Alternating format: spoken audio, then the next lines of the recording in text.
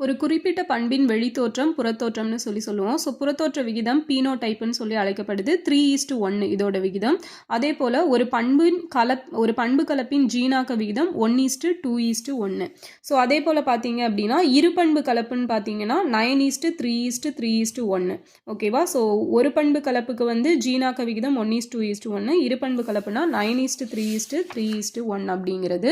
Next பார்த்தீங்க அப்படின்னா மரபியலோட chromosome பங்கு பற்றிய கண்டுபிடிப்புக்கு நோபல் பரிசு 1993 டிஹெச் மார்கனுக்கு கொடுக்கப்பட்டிருக்கும்.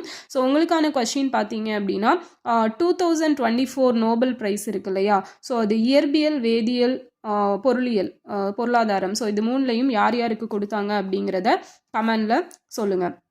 நெக்ஸ்ட் பார்த்தீங்க அப்படின்னா இது இந்த டீலோசென்ட்ரிக், அக்ரோசென்ட்ரிக், சப்மெட்டாசென்ட்ரிக், மெட்டாசென்ட்ரிக் அப்படின்னு 4 டைப்பாக இருக்கும். இதில் டீலோசென்ட்ரிக் அப்படிங்கிறது இந்த சென்ட்ரோமியர் வந்து குரோமோசோமோட ஒரு முனையில் காணப்படும். ஸோ இது வந்து கோல் வடிவ குரோமோசோம். அக்ரோசென்ட்ரிக் அப்படிங்கிறது நீண்ட கரமும் குட்டையான கரமும் பெற்ற இது வந்து கோல் வடிவ குரோமோசோமாக இருக்கும். ஸோ இந்த மாதிரி டைப்பில் இருக்கும். சப்மெட்டா அப்படிங்கிறது ஜே அல்லது எல் வடிவில் இருக்கும். இதுவே மெட்டாசென்ட்ரிக் அப்படிங்கிறது 2 பக்கமும் நீளமுள்ள கரங்களை உருவாக்கக்கூடியது, மையத்தில் ஒரு இந்த மாதிரி இருக்கும். ஓகேவா? ஸோ இதுதான் வந்து மெட்டாசென்ட்ரிக் அப்படிங்கிறது. அடுத்தது பார்த்தீங்க அப்படின்னா உடல் பண்புகளை நிர்ணயிக்கும் ஜீன்களை பெற்றுள்ளவை தான் ஆட்டோசோம்கள் அப்படின்னு சொல்கிறோம். உயிரியின் பாலினத்தை நிர்ணயிக்க குரோமோசோம் பாலினத்தை நிர்ணயிக்கும் குரோமோசோம் அல்லோசோம் அப்படின்னு அழைக்கப்படுது. இதை பால் குரோமோசோம் அப்படி இல்லைனா ஹெட்ரோசோம் அப்படின்னு சொல்லி அழைக்கிறோம். அடுத்தது பார்த்தோம் அப்படின்னா கேரியோடைப் அப்படிங்கிறது ஸோ எந்த ஒரு குறிப்பிட்ட வாழும் உயிரினத்திற்கும் குரோமோசோம் எண்ணிக்கை மாறிலியாக தான் இருக்கும். அதாவது 23 ஜோடி குரோமோசோம் அப்படிங்கிறது மனித செல்ல பொதுவாக காணப்படும். இதில் 22 ஜோடி ஆட்டோசோமு, 23வது ஒரு ஜோடி வந்து பால் குரோமோசோம், அதான் வந்து அல்லோசோம் அப்படின்னு சொல்லி அழைக்கப்படுது.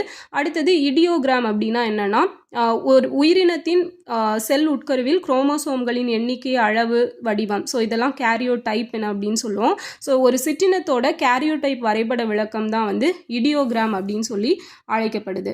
நெக்ஸ்ட் பார்த்தீங்க அப்படின்னா மையத்தில் உள்ள நைட்ரஜன் காரங்கள் சர்க்கரை பாஸ்பேட் தொகுதியுடன் இணைக்கப்பட்டிருக்கும். இந்த தொகுதிகள் டிஎன்ஏவின் முதுகெலும்பாக இருக்குது. அப்போ டிஎன்ஏவோட முதுகெலும்பாக இருக்கக்கூடியது எதுன்னு கேட்டால் இதுதான். ஸோ நெக்ஸ்ட் பார்த்தீங்க அப்படின்னா இது ரொம்ப முக்கியமானது. டிஎன்ஏவில் உள்ள நைட்ரஜன் காரங்கள் 2 வகையாக இருக்குது. ஒன்று வந்து பியூரின், இன்னொன்று வந்து பிரிமிடின் அப்படிங்கிறது. ஸோ பியூரினில் வந்து அடினைனும் குவானைனும் இருக்கும். ஸோ ஏஜிபி அப்படின்னு ஞாபகம் வச்சுக்கலாம். அடினைன், குவானைன் இருக்கிறது பியூரின். இதே பிரிமிடின் அப்படின்னா சைட்டோகைனினும் தைமினும் இருக்கும். ஸோ சிடி அப்படிங்கிறது பிரிமிடின் அப்படிங்கிறதுல வரும். ஓகேவா? ஸோ இதுதான் வந்து நைட்ரஜன் காரங்கள் அப்படிங்கிறது.